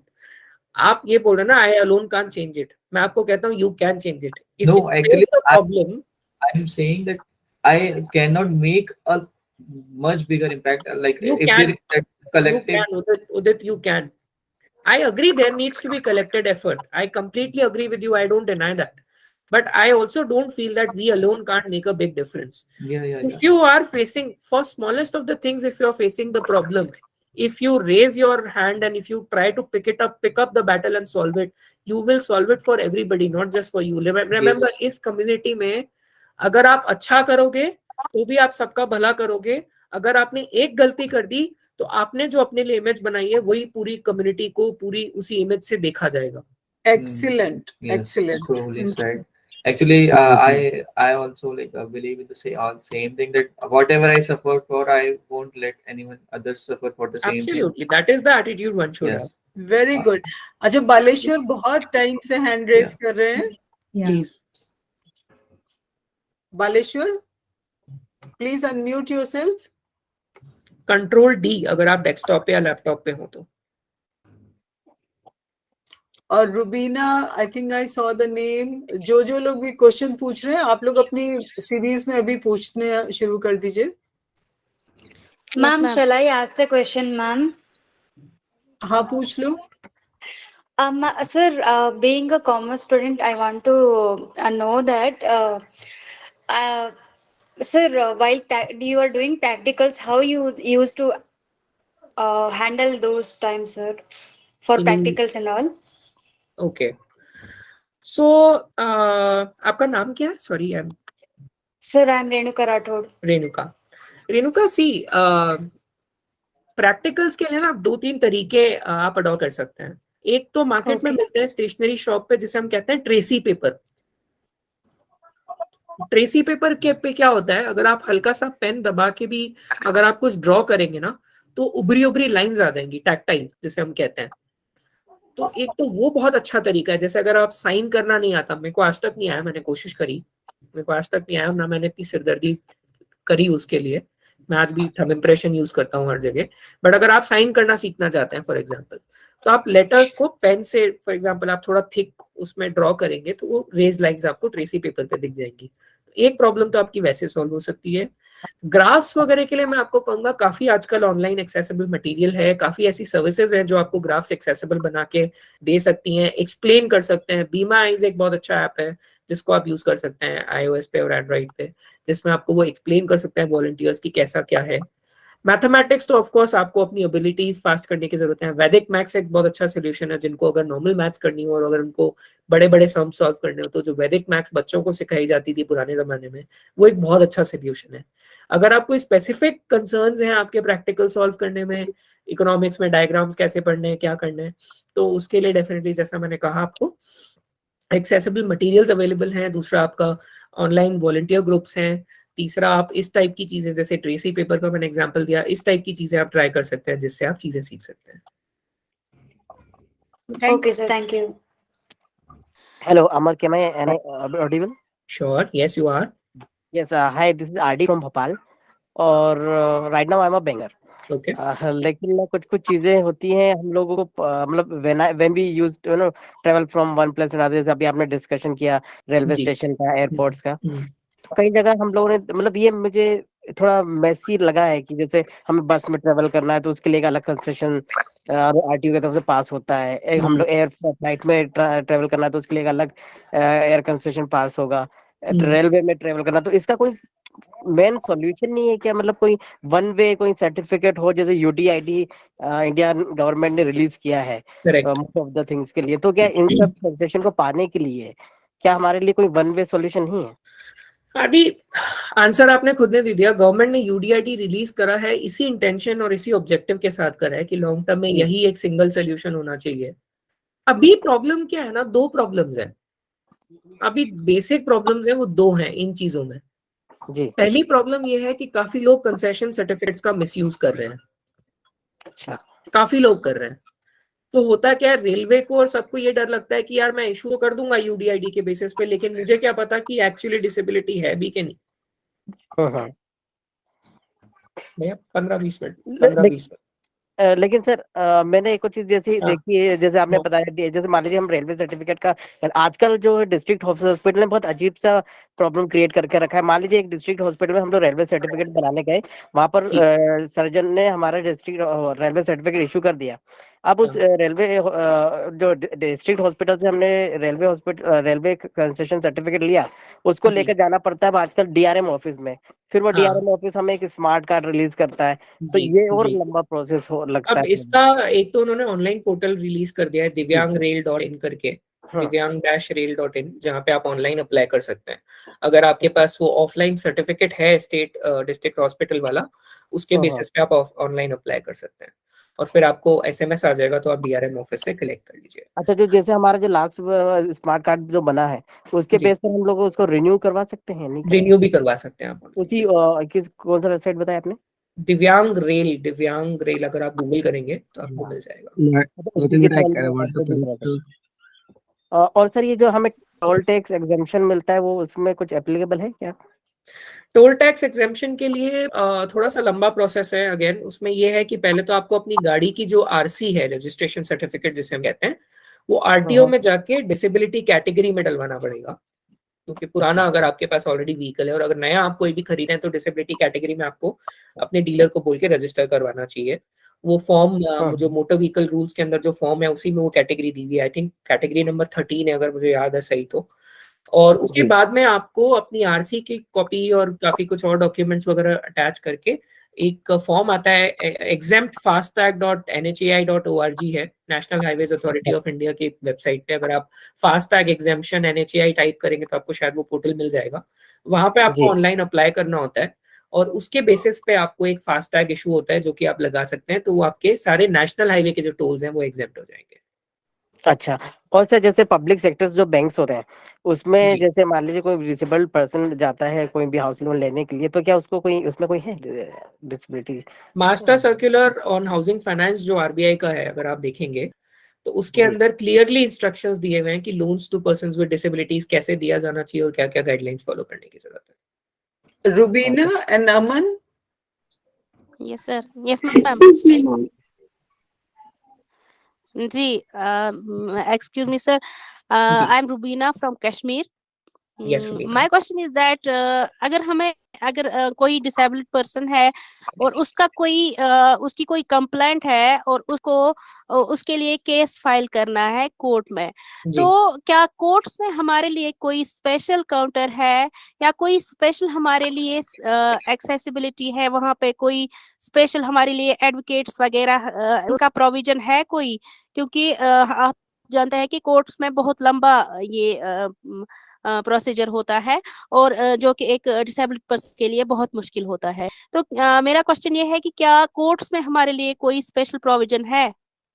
Rubina जी, पहले तो एक सवाल पूछूंगा आपसे मैं, उसके बाद आपके सवाल का जवाब यस सर। दूंगा। आपने ये कहा कि यस सर। कोर्ट में बहुत लंबा प्रोसेस होता है, बहुत टाइम लग जाता है, आपने कभी ट्राई किया है? सर देखा है ना सर, क्योंकि जो नॉर्मल पर्सन होते हैं, अगर उनका कोई केस होता है तो वो भी लंबा चलता है। नहीं, ऐसा नहीं है, ऐसा नहीं है, किसी किसी ऐसा नहीं है, डिपेंड करता है, केस टू केस डिपेंड करता है। किस फोरम यस, को, वही मैं उस भी फोरम बोलना को आप चाहती हूँ किस सर, फोरम वही को मैं आप भी यूज कर बोलना रहे हैं, चाहती उस पर भी डिपेंड करता है। जैसे अगर आप एक yes sir. Person with disability की पर्सपेक्टिव से अगर आप देख रहे हो, अगर आपका डिसेबिलिटी रिलेटेड कोई कंप्लेंट है मान लीजिए, तो आप स्टेट यस सर। कमिश्नर या chief commissioner of persons with disabilities के थ्रू इजीली आप कर सकते हैं। उसमें आपको कहीं भाग दौड़ करने की यस सर। जरूरत नहीं है, आप ईमेल के थ्रू काम कर सकते हैं। आजकल यस सर। ऑनलाइन हियरिंग होने लगी है, तो आपको यस, कहीं जाने की जरूरत नहीं पड़ती। Thank you sir. जहां तक कोर्ट्स की बात है, जी थैंक रुबीना यू जी, सो मच। हम कोशिश कर रहे हैं, हम अभी भी yes sir. In fact yes sir. Thankfully अभी जो चीफ जस्टिस ऑफ इंडिया हैं, जस्टिस धनंजय चंद्रचूड़ जो हैं, वो काफी हेल्पफुल और यस डिसेबिलिटी फ्रेंडली जज हैं। तो हम एक्सपेक्ट कर रहे हैं कि कोर्ट्स के लिए भी ऐसी एक पॉलिसी लाई जाएगी बहुत जल्दी। Thank you sir. Thank you for answer. Yes Hello, sir. Yes Sir, my name is Afrin. I'm from Bihar.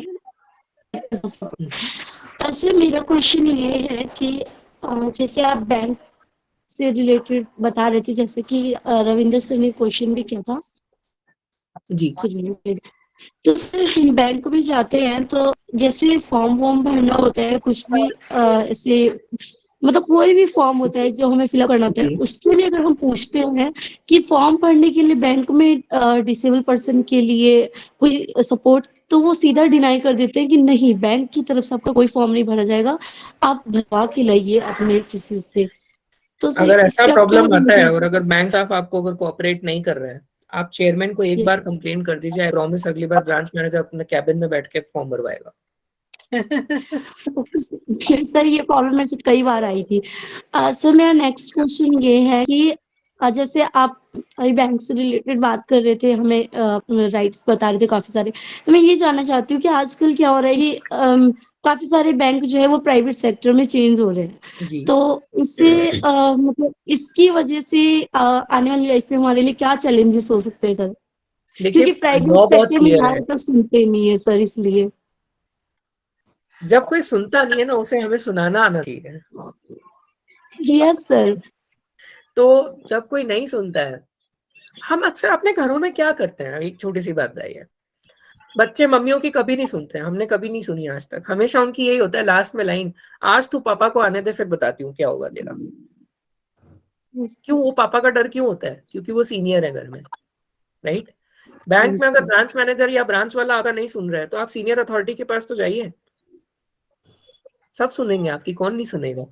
ये हमें सिर्फ ट्राई करने की जरूरत है। और प्राइवेट सेक्टर, जहां तक आपने पूछा कि पब्लिक सेक्टर बैंक्स भी प्राइवेट कन्वर्ट हो रहे हैं, सब कुछ हो रहा है, बैंक्स में गवर्नमेंट अपनी स्टेक सेल कर रहे हैं, सब कुछ कर रहे हैं। देखिए लॉ बहुत क्लियर है, पब्लिक हो चाहे प्राइवेट हो, आपको एक्सेसिबल सर्विसेज देने की जरूरत है, और उस चीज से कोई डिनाई नहीं कर सकता। तो चाहे प्राइवेट बैंक हो, चाहे HDFC, ICICI, कोटक, कोई सा भी हो, चाहे वो SBI हो, चाहे वो कोई और बैंक हो, सर्विसेज तो सबको सेम स्टैंडर्ड की देनी ही पड़ेगी। Okay sir, thank you sir. Hello sir. Yes, sir मैं अंजलि कुमारी, रांची झारखंड से। जी। सर मेरा एक क्वेश्चन पहला तो बैंक से रिलेटेड ही है कि क्या हमें हमारे पेंशन वाले अकाउंट पर ATM प्रोवाइड कराना ये पॉसिबल नहीं है, क्योंकि मुझे मेरे बैंक से डिनाई किया जाता है मेरे ATM मांगने पर कि आपकी पेंशन अकाउंट पर आपको ATM प्रोवाइड नहीं किया जा सकता। अंजलि जी, आप एक नॉर्मल सेविंग्स अकाउंट खुला लीजिए अगर पॉसिबल हो आपके लिए तो, और या फिर जैसे बेसिक कि सेविंग्स बैंक डिपॉजिट अकाउंट एक खुलता है जिसमें मिनिमम बैलेंस की भी रिक्वायरमेंट नहीं होती, आप वो खुलवा जी सकते जी हैं, जिसमें आपको ATM कार्ड भी मिल सकता है। आप RBI का जी और IBA का जो सर्कुलर है, अगर आप वो दिखाएंगे बैंक वालों को, तो उस बेसिस पे वो जी जी डिनाई नहीं कर सकते, और अगर करते हैं तो आप कंप्लेन करिए या आप हमें बताइए, हम आपकी हेल्प करेंगे, कोई प्रॉब्लम नहीं है। जी।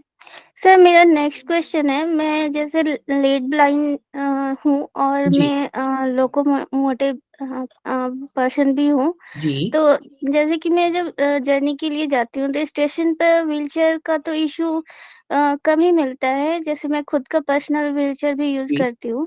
जी तो मुझे परेशानी ज़्यादातर स्टेशन पे मुझे आती है कि मैं स्टेशन पर तो पहुंच जाओ, लेकिन जो ट्रेन बोर्ड करने में प्लेटफॉर्म होता है जी और जो ट्रेन खड़ा होने का लेवल जी होता है, जी उसके बीच वो में 2-3 स्टेप्स आते हैं, तो जी उसमें किसी की पीडब्ल्यू हेल्प करनी कैटेगरी पड़ती है। पर्सन को कैसे हेल्प की जा सकती है?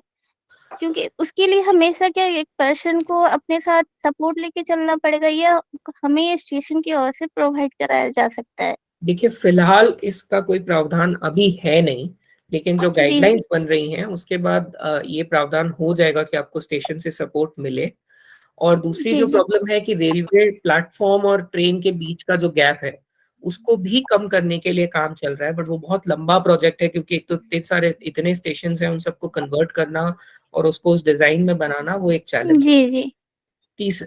तीसरा प्रॉब्लम जो व्हीलचेयर यूजर्स के साथ में सबसे बड़ा प्रॉब्लम आता है कि हर इंसान एक जैसा बिहेव नहीं करता है, जी। अनफॉर्चुनेट।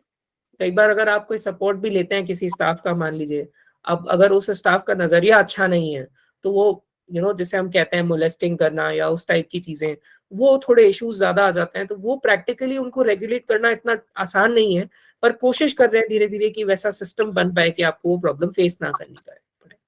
और सर कई बार होता है जैसे कि कुछ ट्रेनें नई हैं, तो उनके अंदर बॉगी के अंदर परेशानियां नहीं आती, बट जो पुरानी बॉगीज होती हैं जी उनके अंदर व्हीलचेयर के थ्रू आगे बढ़ने पर जा नहीं गलियारे में पाता, कुछ दिन तक जाता है व्हीलचेयर और आगे फिर नहीं जाता है, समझता हूँ मैं तो आपको, हर तरह से एक व्हीलचेयर यूजर को परेशानी होती है। बिल्कुल समझता हूँ। अंजलि जी देखिए, जी, एक जी। बात मैं आपको बताऊं, हमारा इंफ्रास्ट्रक्चर काफी पहले का बना हुआ है, और किसी भी चीज जो बनी हुई है उसको अगर वापस पूरा मॉडिफाई करना हो तो उसमें कॉस्ट और एक्सपेंडिचर पूरा लगता है। तो ये जी, थोड़ा लंबा प्रोसेस है, होगा, विद टाइम होगा, लेकिन मैं आपको ये नहीं कह सकता कि ये बहुत जल्दी हो जाएगा, टाइम जरूर जी, लगेगा। जी, जी। और अगर ऐसा थैंक यू आपको सर। कोई इश्यूज आते हैं, बहुत जी, जी। इंपॉर्टेंट पता है क्या होता है, इन सब चीजों में ये इश्यूज हम सबको हमारी लाइफ में कहीं ना कहीं फेस करने पड़ रहे हैं, लेकिन हम जी, अपनी आवाज नहीं उठाते। जी हाँ। आप रेलवे मिनिस्ट्री को लिखिए, आप ट्वीट करिए, आप बताइए कि ये प्रॉब्लम है, हमें ये प्रॉब्लम आ रही है। जब तक आप अपनी एग्जिस्टेंस सामने वाले को फील ही नहीं कराएंगे तो वो आपके बारे में क्यों सोचेगा। जी। सर मेरा एक और क्वेश्चन है, जैसे कि मैं लोकोमोटिव भी हूँ, वीआई भी हूँ, जी बट मैं जब भी फॉर्म फिलअप करती हूँ कोई भी, तो मैं अपने मल्टीपल डिसेबिलिटी का बेनिफिट नहीं उठा पाती हूँ। जैसे मैं वीआई कैटेगरी चुनती हूँ तो लोकोमोटिव वाला टिक मार्क हट जाता है, मैं लोकोमोटिव चुनूँ तो फिर वीआई कैटेगरी हट जाता है, तो मैं कैसे किस ये टाइप के दोनों फॉर्म्स में ये दिक्कत आती है आपको। कोई भी फॉर्म में सर, जैसे कि अ, कैटेगरीज वहाँ पर दिए रहते हैं कि आप कोई भी अपना डिसेबिलिटी मेंशन करो, जी लेकिन मेरा जो दोनों प्रॉब्लम है वीआई का भी और प्लस लोकोमोटिव का भी, तो मैं ये जी दोनों को मतलब मल्टीपल डिसेबिलिटी में चुन नहीं पाती हूँ। देखिए, वो अभी थोड़ा सा लॉ का इम्प्लीमेंटेशन का प्रॉब्लम है, क्योंकि हर स्टेट ने लॉ उस तरीके से इम्प्लीमेंट नहीं किया है जिस तरीके से करने की जरूरत है। जी, जी। पहली चीज। दूसरी चीज ये है कि अगर आप एक भी डिसेबिलिटी डिक्लेयर करके अगर आपको बेनिफिट मिल रहा है तो आपको सेम बेनिफिट मिलेगा। ऐसा नहीं है कि मल्टीपल डिसेबिलिटी डिक्लेयर करोगे तो आपको ज्यादा बेनिफिट मिलेगा या कम जी, बेनिफिट जी। मिलेगा। तो उससे कोई मेजर फर्क पड़ नहीं रही, बट हाँ, आई नो प्रैक्टिस पर्सपेक्टिव से स्टेट्स को ये चीज सुधारने की जरूरत है। तो सर मान लीजिए कि मैं एज अ वीआई कैटेगरी चुनकर फॉर्म अप्लाई करती हूँ, और जी बाद में जब जैसे कि डॉक्यूमेंटेशन या कुछ में भी मैं जाती हूँ, तो मैं अपने व्हीलचेयर पे होंगी, मैं अपने लोकोमोटिव डिसेबिलिटी के साथ भी होंगी, तो यहाँ पर मुझे कोई इश्यू तो नहीं होगा कि आपने यहाँ पर देखिए, अगर मेंशन इशू किया था आएगा कि तो आप आपको फ्री रेज आएंगे। करना पड़ेगा, रेज जी, करके जी। सॉल्व करवाना पड़ेगा, क्योंकि अभी भी स्टेट्स ने लॉ को पूरा इम्प्लीमेंट नहीं करा है। जी। और आप तब बता सकते हो कि उसमें एक ही ऑप्शन आ रहा था, तो मैं एक ही जी, जी। ऑप्शन ले पाई थी। बिल्कुल। जी और मैम। कभी भी एक चीज किसी और- हमेशा मैं सबके बेनिफिट के लिए कहना चाहूंगा, सॉरी मैम आप कुछ नहीं नहीं, मैं बोली थी कभी दूसरों को क्वेश्चन पूछते हो, मैं Sure, खाली ये कर रही थी। हाँ sure. बोलिए। और मैं ये एक छोटी सी बात सबको ये कहना चाहूंगा, कभी भी आपको कोई इशू आता है ना, आप कोशिश करिए कि उसे राइटिंग में डिनायल ली जाए किसी भी वे में। या तो राइटिंग में डिनायल जी, लीजिए, या फिर उस स्टाफ का ऑफिशियल का नाम पूछिए, उनकी डेजिग्नेशन, किस काउंटर पे वो बैठे थे, ये सारी इन्फॉर्मेशन अगर आप नोट करेंगे ना तो ये आपको कंप्लेंट फाइल करने में या हाईलाइट करने में बहुत हेल्प करेगा। जी। चलो सर, मैं thank you. Question yes sure. Question ये है सर कि आपने एग्जांपल दिया कि चेयरमैन के पास जा सकते हो या फिर जी सीनियर ऑफिसर्स के जी पास लेटर लिख सकते हो, तो कोई ऐसा हेल्प डेस्क जहां से हमें ऑथेंटिक नॉलेज मिल सके कि हमें एक्चुअली में लेटर कहाँ लिखना है। तो सर इसके बारे में और एक दो क्वेश्चन मेरा और है, फिर इसके बाद मैं पूछ सकता हूँ। नहीं, अभी हमने उनका बहुत टाइम ले लिया है। तो नहीं मैम, कोई प्रॉब्लम नहीं है, कोई प्रॉब्लम आपने नहीं मुझे एक बहुत अच्छा आइडिया दिया। नैब मेरठ ने अभी हमने ट्विटर अकाउंट खोला है और हम बहुत ज्यादा यूज नहीं कर रहे हैं, तो मतलब मैं वो फैसिलिटी आप लोगों को एक्सटेंड कर देती हूँ कि आपको जहां भी कोई प्रॉब्लम आ रही है आप एक पर्सनल मेल कर दो नैब मेरठ को और उसको ट्वीट हम कर देंगे। बिल्कुल। और वीरेंद्र जी, आपके क्वेश्चंस का मैं जवाब अगर thank you so much Poonam ma'am. आपके I hope it makes a difference somewhere. और जब ऑर्गेनाइजेशन कोई ट्वीट करेगी तो आई थिंक उसका ज्यादा डेफिनेटली मैम, डेफिनेटली एक मेल ऑन रिकॉर्ड होना जरूरी है। हाँ, ऑन रिकॉर्ड होना जरूरी है। और आपको हमने बेसिक कंप्यूटर कोर्स इसीलिए कराया है। हो सकता है व्हाट्सएप करके कैसे मेल किया जाता है, ठीक है, हम लोग हेल्प के लिए हैं आपके। जिन लोगों ने क्वेश्चन पूछ लिए अगर वो अपने हाथ नीचे कर लेंगे तो हमें आसानी होगी ये ट्रैक करने में कि और कितने लोगों के क्वेश्चन पेंडिंग रह गए हैं। और वीरेंद्र जी, आपका क्वेश्चन जो मैं आंसर करना चाहूंगा, जो लोग एजुकेटेड नहीं हैं या जो लोग इस पोजीशन में नहीं है कि वो ट्वीट कर पाए या मान लीजिए ऐसे स्टेप्स ले पाए, एग्जैक्टली हमें एज ए कम्युनिटी वहां पे खड़े होने की जरूरत है, फिर चाहे वो ऑर्गेनाइजेशन हो चाहे वो इंडिविजुअल्स हो, राइट। मैं इसका बहुत शॉर्ट में यही आंसर देना चाहूंगा कि अगर मान लीजिए आपके पास कोई केस ऐसा आता है कि मैं ये ट्वीट नहीं कर सकता या मेरे को ये प्रॉब्लम आ रही है, मुझे पता नहीं है कि मुझे क्या करना है, तो ये हमारी जिम्मेदारी बनती है एज ए कम्युनिटी मेंबर या as a community stakeholder कि हम उनकी अपनी तरफ से जितनी हेल्प कर सकते हैं वो हेल्प करें। Yes sir.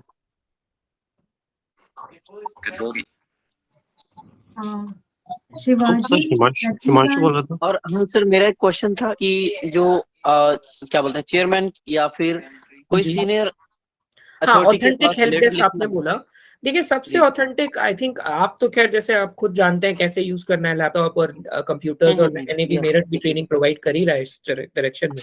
आप सबसे पहला आपका स्टेप होना चाहिए कि आपकी जो जिस पर्टिकुलर कंपनी या बैंक जिसकी भी वेबसाइट है, आप उसकी वेबसाइट पे उसकी डिटेल्स देखें। अदरवाइज अगर आप नॉर्मल गूगल करेंगे तो आपको मिल जाएगा डिटेल्स। ये डिटेल्स निकालना बहुत डिफिकल्ट नहीं है।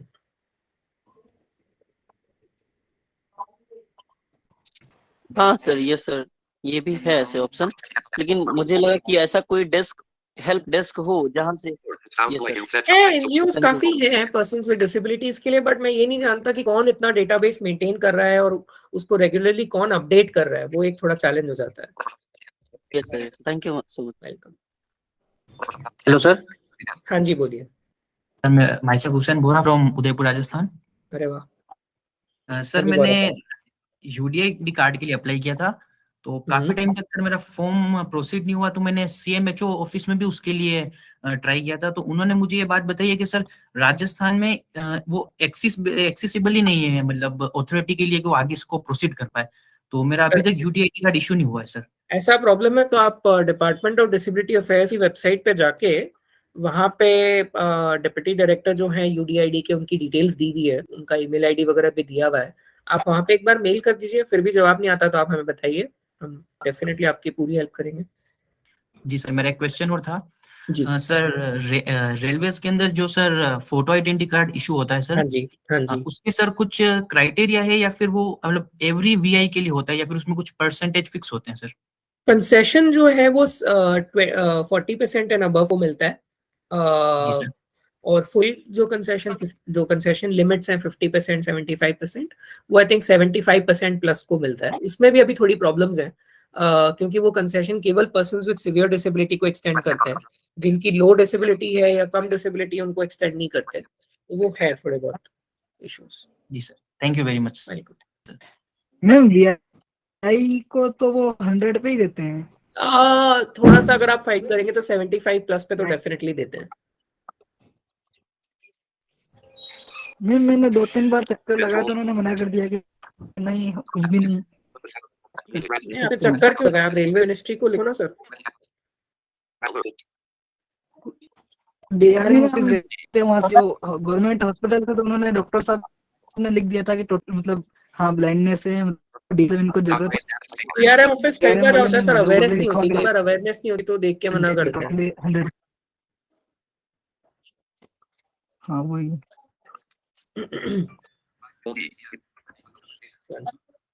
Yeah, Shivaji Rao, Baleshwar. Yeah. Hello, this is Shivaji Rao. Yes. Mr. Amar Jain, thank you for all this information. I'm not disabled, but I work with the disabled students. My question is, isn't there a necessity from the government of India and the state governments to spread more awareness among the disabled people themselves? They are themselves not aware of their rights and responsibilities and all that. Even working with college students, I find that they are not aware of anything that they are eligible for and all that. Probably to spread this into rural areas, the chief commissioners and the disability commissioners can undertake a lot of PR work to spread what is required, what is the government doing, and how to approach all sorts of Let me answer that. Sure. Thanks, Mr. Rao, and you've been very proactive supporter of persons with disabilities. We have interacted in past, and I've been following you on social media. Thank you. So really appreciate that. I think there is a clear legal obligation under Section 39 on both state and central government to promote awareness about persons with disabilities and their rights. And there are few campaigns which are being run, but they are not at the scale where it just to interrupt you. We are all aware how effective was the Aadhaar program, thanks to the government's thing. And more recently, the vaccination program. That is probably the world's best that probably we conducted. And we're all proud of it. And even if 10% of that effort is done, quite a lot of disability work can be sorted out. So I think some of the ways we can kind of bolster those initiatives is possibly if we can file RTIs, for example, in our respective states, to ask what is being done to promote awareness of rights of persons with disabilities.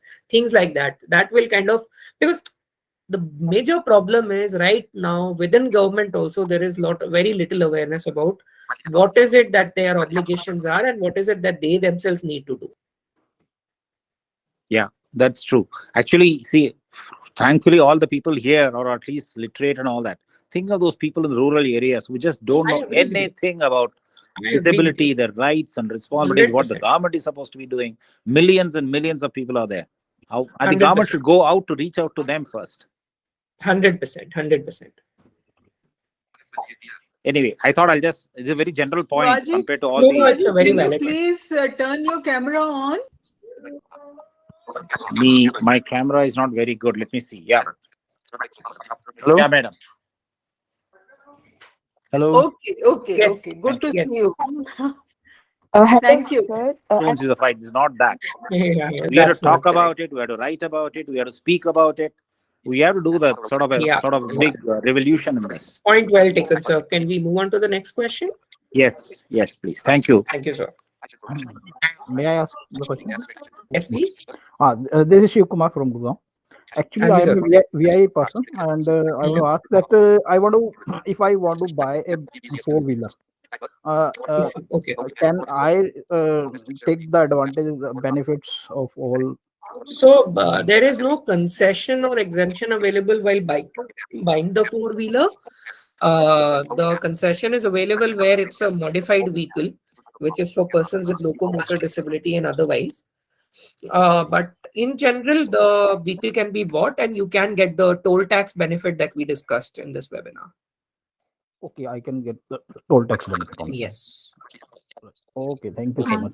I would like to add to this question. So, do we have any benefits in property, or like if we buy a house from? There are certain states which do provide concessions in terms of stamp duty, which is around 0.5% to 2 to 3%, depending on the state to state. Those benefits can be availed. Hello, sir. Yes. May I ask? I'm Rajinikanth from Jharkhand. Yes. Sir आपका contact number मिल सकता है? Sure, आप मेरा email ID note कर लीजिए, amarjain@amarjain.com. जी बोलिए.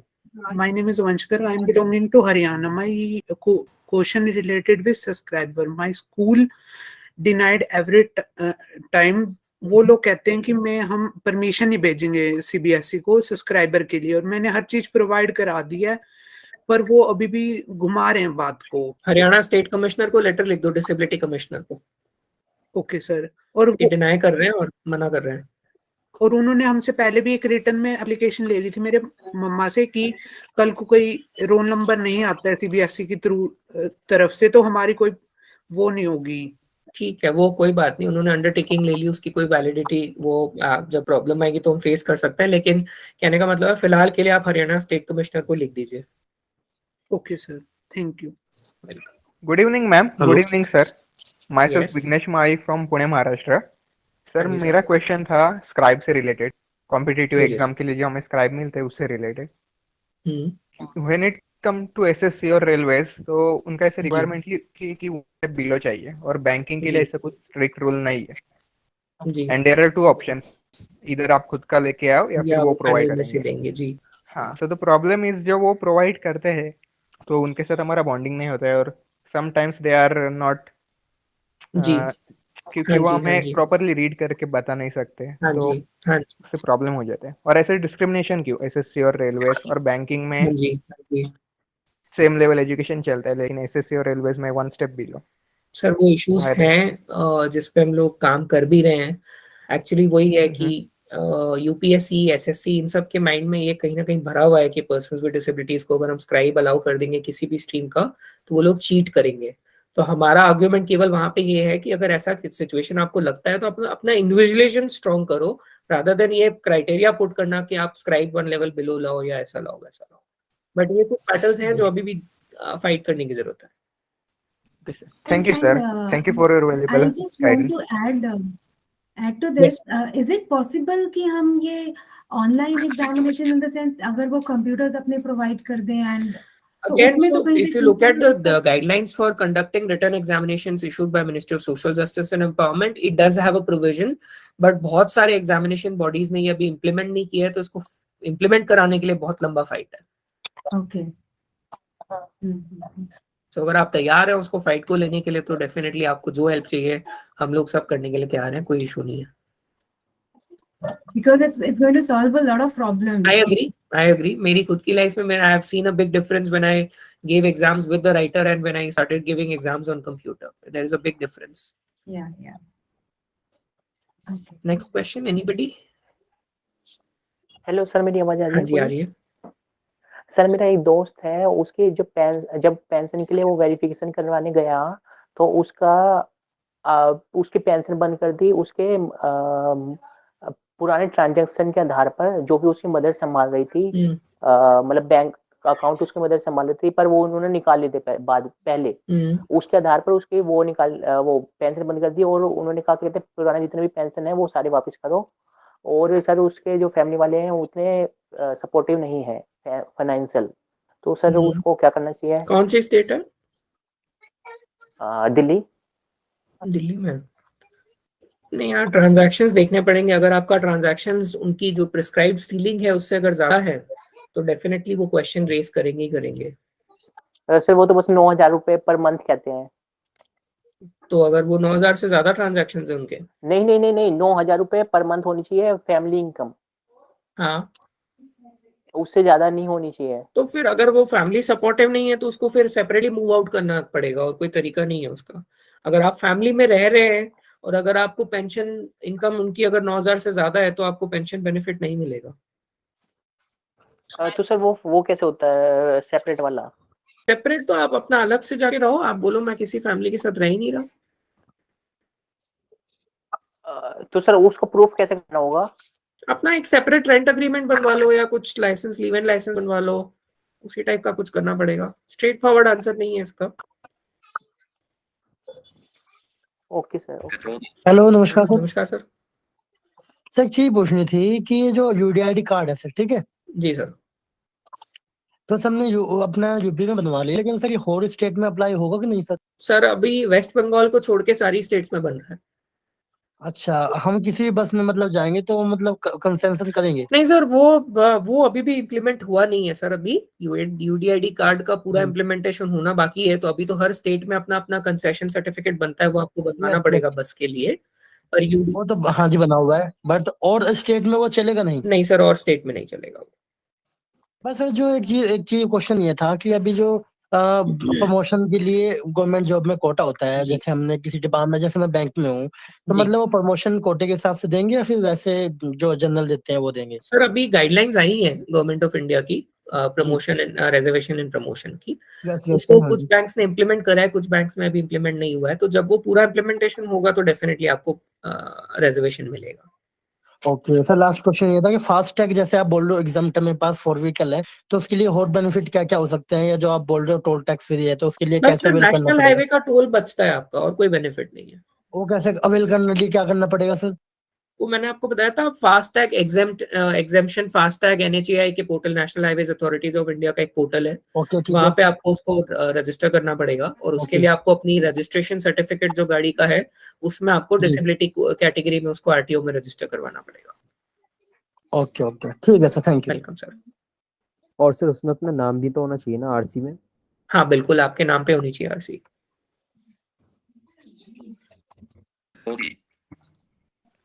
Any more questions? Good evening, sir. Yeah. Yes. Another question. Good evening, sir. I'm Suman, and sir, I have a question that you told us about the rights of persons with disability regarding votes. Like we all have voting rights. Yes, sir. But is there any provision that we have some sort of reservation in like election like? Okay, no, there is no such provision right now. Some parties have started their disability cell, but there is no provision of reservation in political parties. So just wanted to know, are we like, is there anything we are doing for this, like you and organization on organization level? There have been representations that I'm aware of that have been submitted to Parliament and other relevant authorities, but nothing substantial has happened on that yet.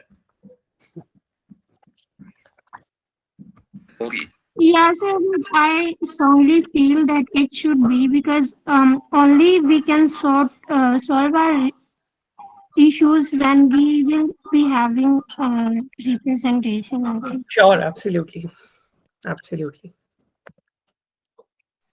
Thank you, sir. Welcome.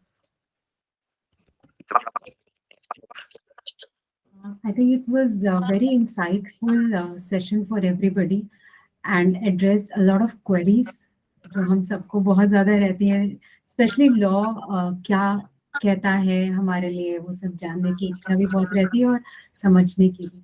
So thanks Amar for that wonderful session, this wonderful session. और एक और चीज, आपकी story सुन के जो real life story, I would say मतलब मेरे दिमाग में एक ही चीज आ रही थी बार बार कि where there is a will there is a way.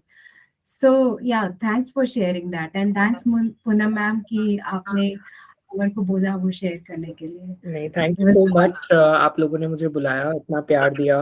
Poonam ma'am definitely always, मतलब आउटसाइड ऑफ दिस वेबिनार भी कभी भी कोई भी अगर प्रॉब्लम्स रेज करी है तो मैम ने ऑलवेज गाइड किया है कि कैसे एड्रेस करना है, कैसे सपोर्ट गैदर करना है, क्या करना है। तो thank you so much for that and I am sure NAB Meerut और हम लोग मिलके बहुत कुछ अच्छा कर सकते हैं और बहुत कुछ अच्छा करने की कोशिश कर सकते हैं मिलजुल के। So thank you so much. Thank you so much, Amar.